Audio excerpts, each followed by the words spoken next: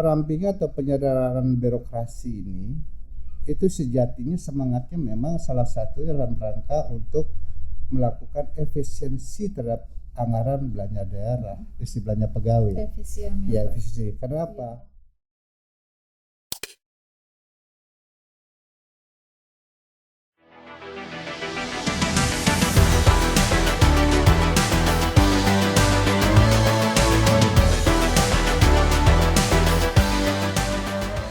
Halo, selamat datang di Outdoor Talk. Masih bersama saya Irma. Hari ini kita kedatangan tamu istimewa, sangat spesial dari Pulau Dewata, yang pasti jadi tujuan wisata seluruh dunia nih pada saat ini. Walaupun pas zaman pandemi nih, tapi bagaimana nih? Kita ingin tahu bagaimana trik-triknya Bapak Wakil Bupati Badung. Mari kita sambut bersama nih beliau, Bapak Iketut Suyasa. Halo Bapak. Ya, halo. Apa kabar? Selamat sehat semuanya. Ya, Ya, Pak. senang sekali. Terima kasih Pak nih kesempatannya nih, saya diberikan kesempatan untuk wawancara Bapak sekarang ini. Terima kasih waktunya, terima kasih kunjungannya gitu ke Kementerian Dalam Negeri nih. Gimana nih Pak? Mulai awal obrolan kita hari ini. Dari mana saja boleh. Oke. Dari Jakarta ke Bali, di Bali Jakarta boleh. Asik. Kayaknya kalau suka-suka yang di Irma aja lagi kan.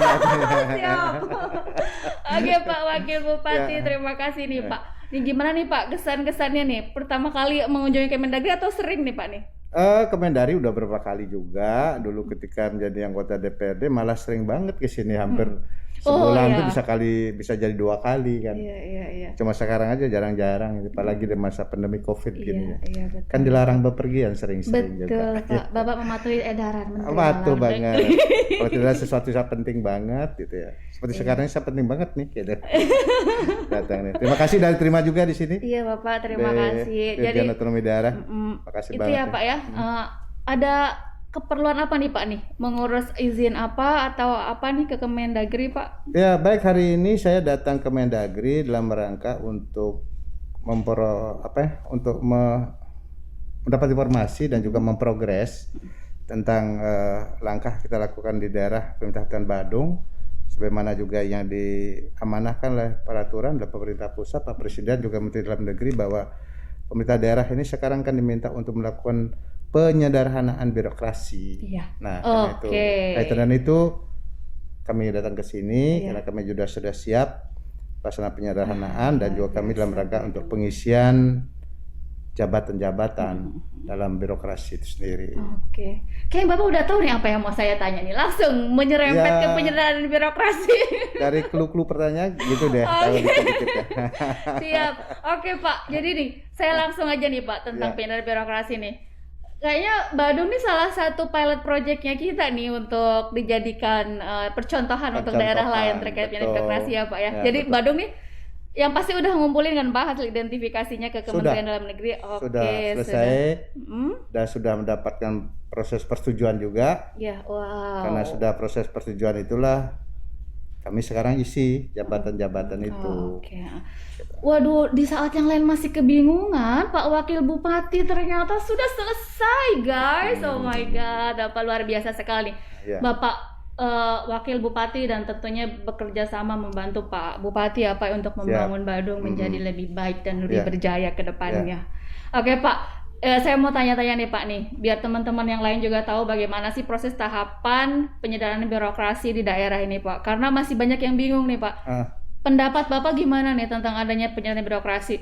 Apakah bikin galau? Apakah bikin ruwet? Apakah aduh kasihan deh orangnya? Gimana nih tantangannya yang Pak Wakil Bupati hadapi? Silakan Pak. Memang semua itu bergantung sudut pandang kita dari semua pihak gitu kan.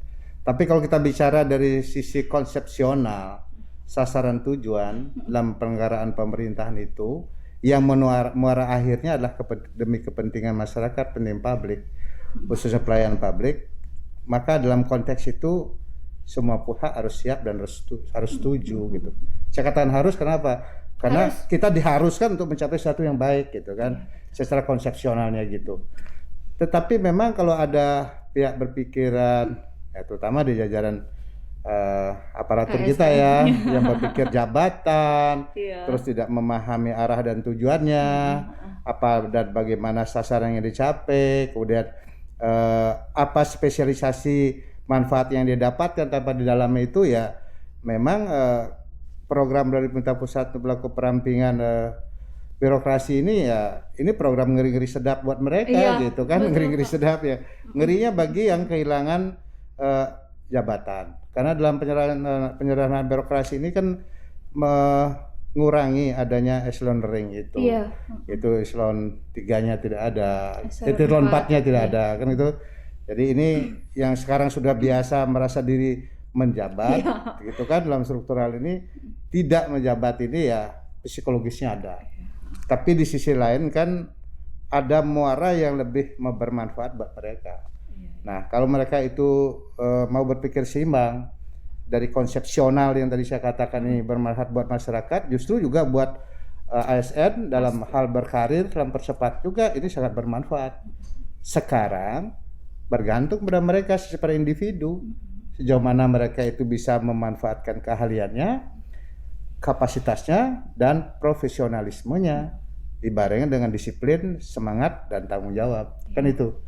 Tapi kalau kita ingin mendapatkan jabatan hanya sekadar itu sebuah jabatan sebagai pemberian, ya mentalitas mereka nggak bagus itu. Tapi ketika mereka itu mendapatkan jabatan itu sebagai sebuah hasil dari produk yang dia buat, dari proses panjang, tanggung jawab dan profesionalitas mereka itu akan bisa menjadi kebanggaan. Karena itulah sebuah penghargaan buat mereka.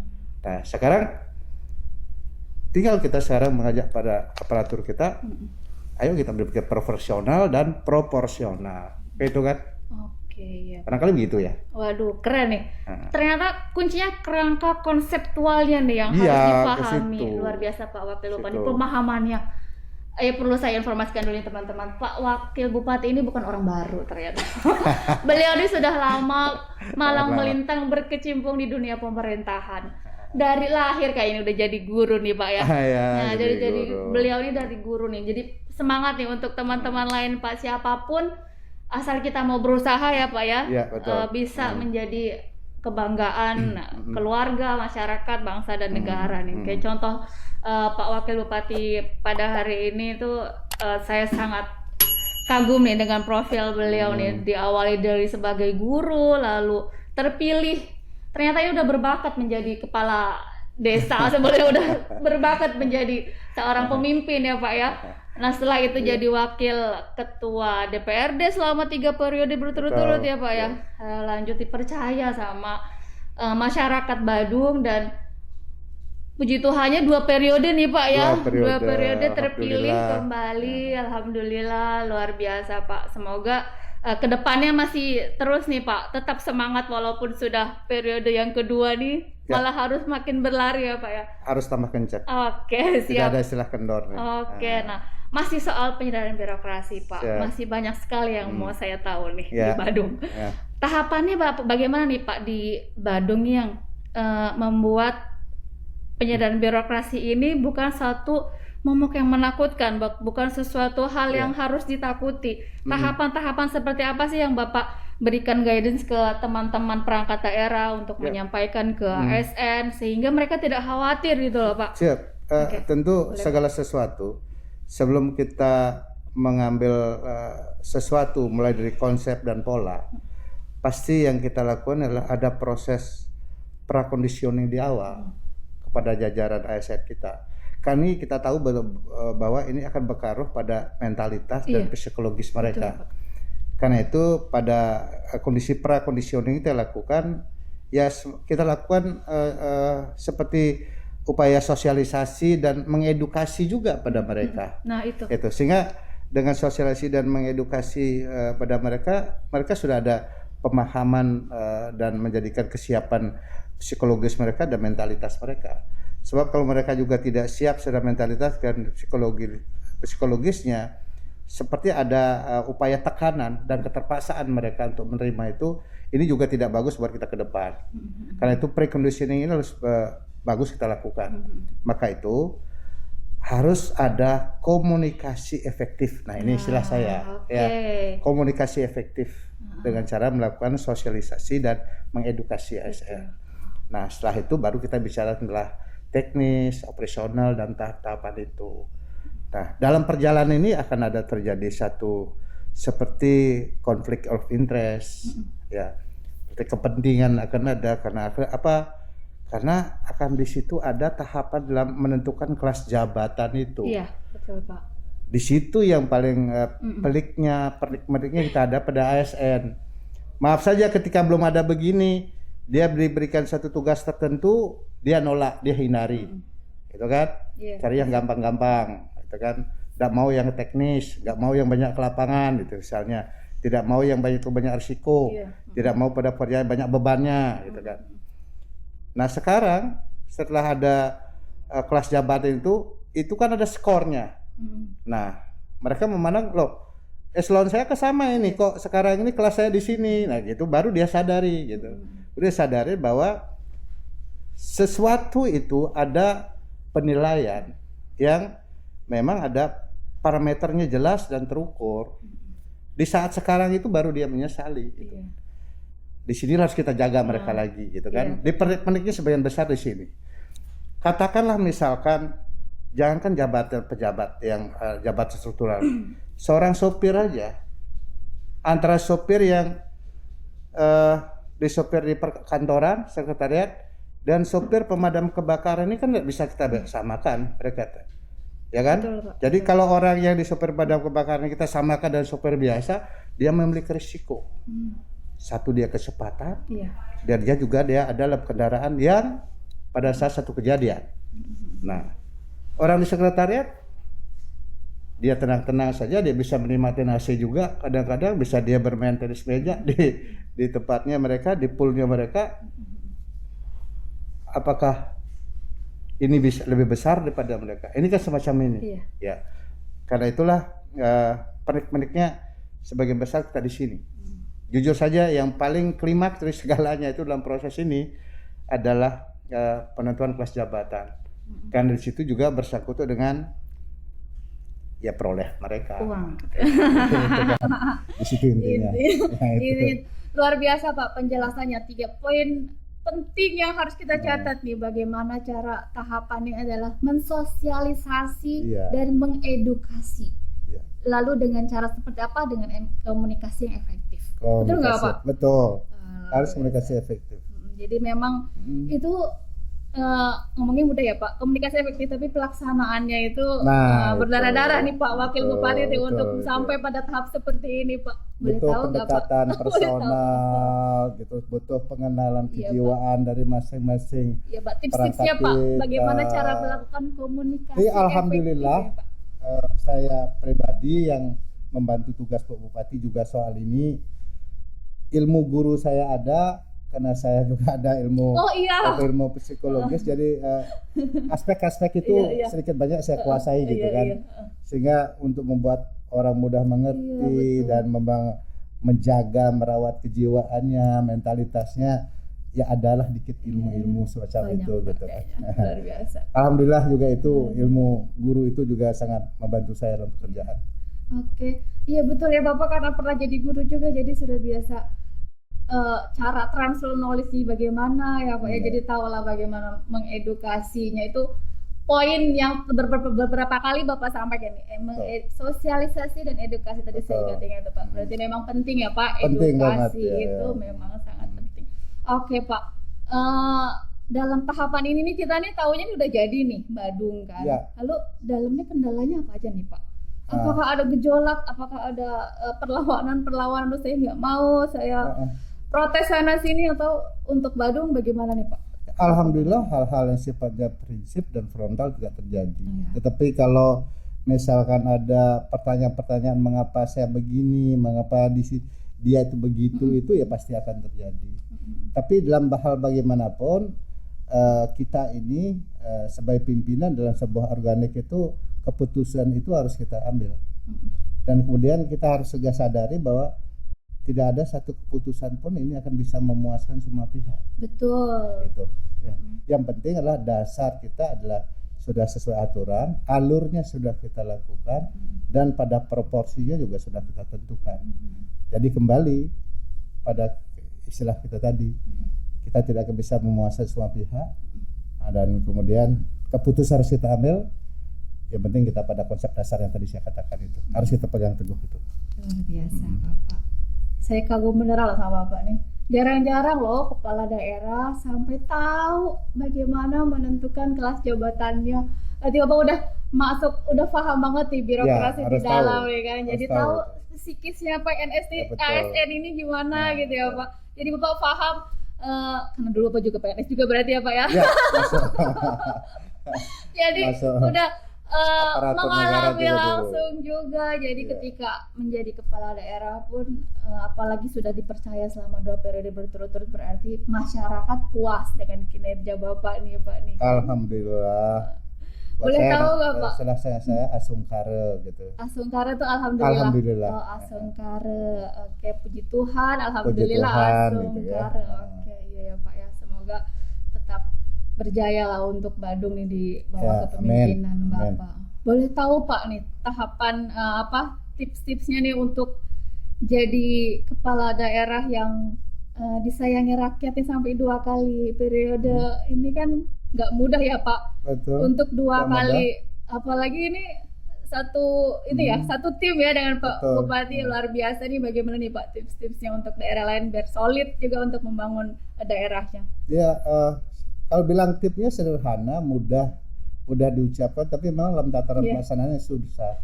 Buat saya, ya secara politik saya sudah katakan mulai kepala desa, itu kan di pilihan rakyat juga. Di situ kan juga kepercayaan rakyat. Saya jadi anggota dewan terpilih 3 periode, hasil juga proses politik pilihan itu kepercayaan juga. Iya, betul. Sampai dengan jadi wakil bupati 2 periode juga pilihan lagi di masyarakat itu. Kunci saya hanya saya lakukan sesuatu yang bisa saya lakukan, bekerja dengan keikhlasan dan jangan mengeluh. Hasilnya diterima sesuai dengan hasil kerja kita. Oke, jadi bekerja itu aja. Ikhlas ya Pak ya. Karena rakyat sejatinya melihat keikhlasan itu. Betul. Keikhlasan itu dan apa yang kita lakukan itu adalah memang sesuatu yang wajib kita lakukan kepada masyarakat itu. Iya. Jadi Bapak ini bekerja, sederhana kan gampang ya, cuma pelaksanaannya masih susah. Ngomongnya gitu. Pak.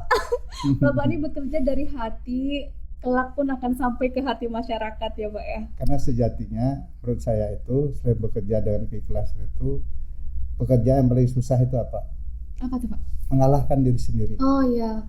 Musuh terbesar adalah diri sendiri. Mengalahkan diri sendiri. Maka kalau bekerja dengan ikhlas kita itu, alhamdulillah kita bisa untuk mengalahkan diri sendiri, karena pengendalian diri itu mengatur diri sendiri itu dengan memaintain diri juga dengan baik itu akan terlahir sebuah jiwa bijaksana. Ya.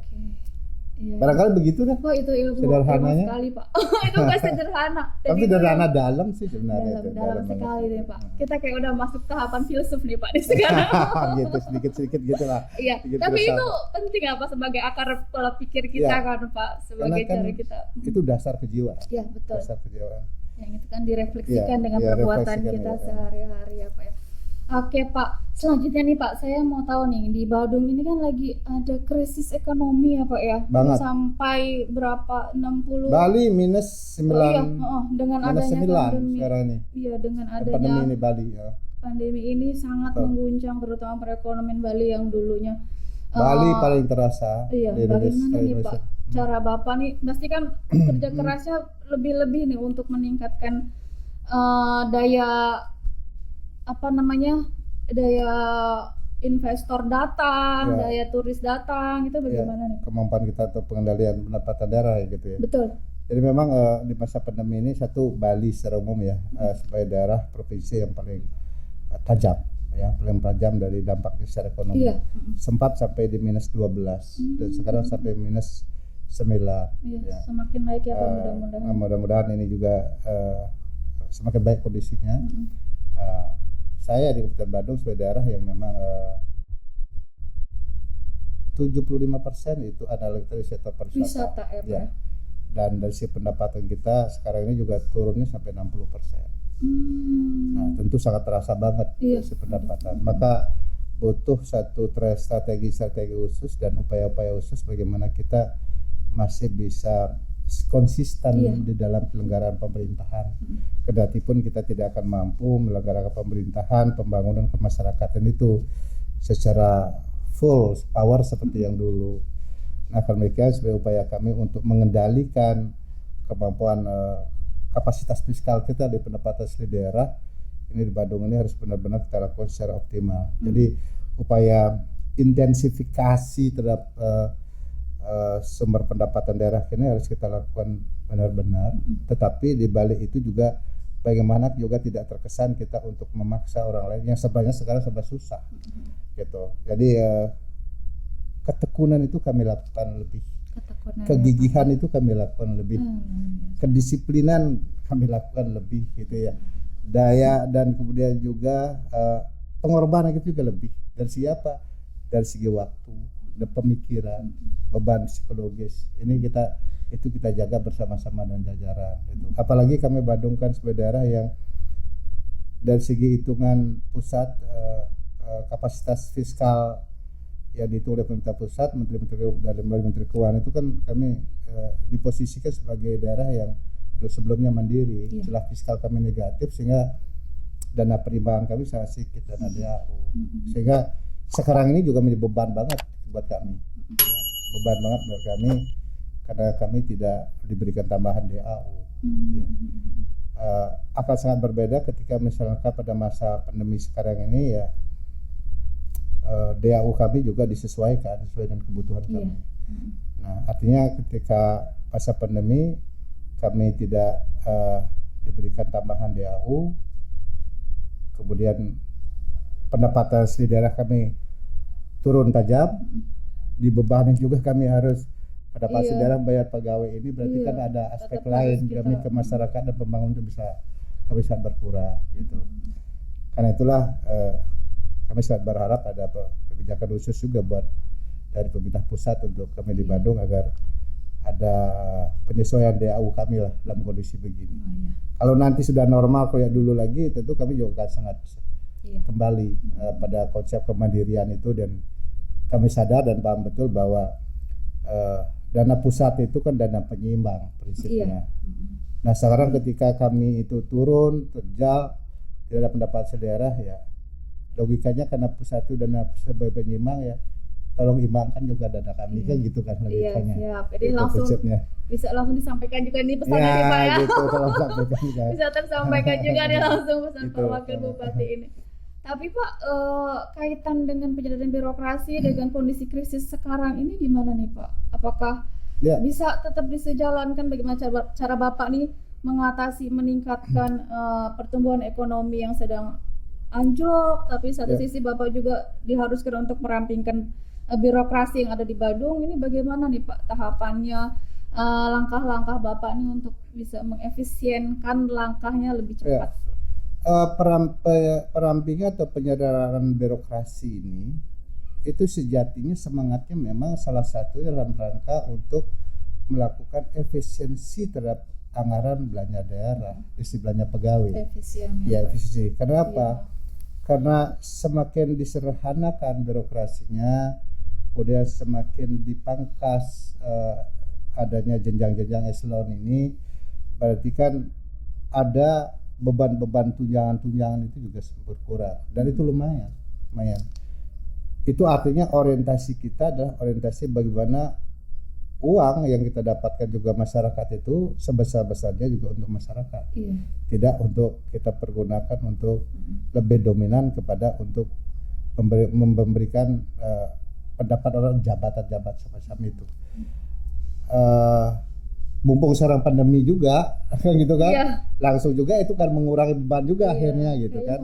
Ya, kendati pun kita tidak melakukan peramping ini bukan karena pandemi, tidak begitu kan, tapi memang kembali pada istilah saya tadi, dari segi konsepsional birokrasi itu semangatnya kan begitu memang. Ya, harus bagaimana membangun birokrasi itu yang sederhana, kecil strukturnya, tapi lincah, dinamis, aktif dan produktif kan gitu. Betul. Nah, gitu. Itu ya, dinamis, aktif, produktif. Iya, kalau terlalu gede, gemuk, lamban, berat. beban. Berat di beban. Susah bangunan, Pak. Iya. Betul, beban. Oke, Pak. Tapi ini jadi motivasi banyak daerah nih, Pak, dengan kehadiran Bapak sekarang ini. Ya, karena daerah wisata kan bukan hanya Bali nih, walaupun Bali sebagai yang menjadi porosnya di Indonesia ini kan, Pak. Tapi banyak daerah lain yang mungkin bisa mencontoh nanti, Pak, bagaimana langkah-langkah Bapak untuk meningkatkan kembali daya tarik, meningkatkan kembali kemampuan ekonomi daerah, gitu, Pak. Jadi mungkin ada pesan-pesan Bapak nih sebelum kita akhiri podcast kita kali ini, Pak. Pesan-pesan Bapak bagaimana untuk membangun daerah di masa pandemi ini? Ya, saya rasa untuk membangun daerah sekarang ini benar-benar kita wujudkan semangat konsepsi kultural kita dari bangsa kita sebagai bangsa Indonesia yang dulunya sebagai Nusantara yang sudah diwarisi oleh kita jiwa dan semangat gotong royong itu. Sekaranglah saatnya kita membuktikan itu. Ya, karena dibalik kita keterbatasan, ya, kemudian kita ditekan secara kondisi sosial, kesehatan dan juga secara ekonomi. Kalau kita bermain sendiri-sendiri, tentu kita rapuh, tidak akan bisa. Karena kita sekarang semuanya adalah sebagai individu dan juga organik dan juga ke komunitas kita dalam kondisi lemah. Nah, karena itu harus dibangun kerjasama, kita harus bersinergitas, dan kata kunci lah kegotong royongan itulah yang bisa mempertahankan kita dan bisa kita efektif untuk melaksanakan fungsi dan peran kita. Oke. Jadi intinya bagaimana kita meningkatkan nilai kultural kita sebagai bangsa Indonesia dilakukan secara gotong royong. Gotong royong. Gitu. Jadi nilai-nilai seperti itu yang Indonesia banget sih, Indonesia Pak. Ya? Banget. Dan ternyata emang terbukti kan, Pak. Aku kan ACI. Apa itu, Pak? Aku cinta Indonesia. Aku ACI juga berarti. Oke, Pak Wakil Bupati, terima kasih banyak kesempatannya. Terima kasih banyak juga kesempatan ini. Tidak terasa nih 30 biasa ya. menit saya berbincang ke Bapak nih. Hal istimewa loh. Terima kasih banyak, Pak. Ini namanya juga bagian sejarah dari hidup. Sesuatu tidak saya rencanakan, saya tidak pernah pikirkan saya bisa diajak ngobrol di Kementerian Otonomi Daerah ini. Katanya kita bisa diajak ngobrol, gitu kan? Luar biasa. Sukses terus jajaran Mendagri dari otonomi daerah. Mudah-mudahan selalu bermanfaat buat masyarakat melalui pemerintah daerah yang ada di Indonesia. Terima kasih Bapak. Selamat sore. Salam sehat semuanya. Terima kasih semua. Oke, teman-teman Oda Talk, demikianlah perbincangan kita dengan Bapak yang sangat inspiratif dan tentunya kesayangan dan kebanggaan dari masyarakat Bandung, Bapak Wakil Bupati Iketut Suyasa. Jadi mudah-mudahan program-program beliau ini akan berjalan lancar, terutama dalam meningkatkan perekonomian di Bandung ya Pak ya. Amin. Terima kasih banyak Pak untuk obrolan yang sangat berkesan dan sangat dalam, karena pesannya itu sudah kayak nilai-nilai filosofnya banyak banget dibicara sama Pak Wakil Bupati ini. Terima kasih Pak, terima kasih teman-teman, sampai jumpa lagi. Bye.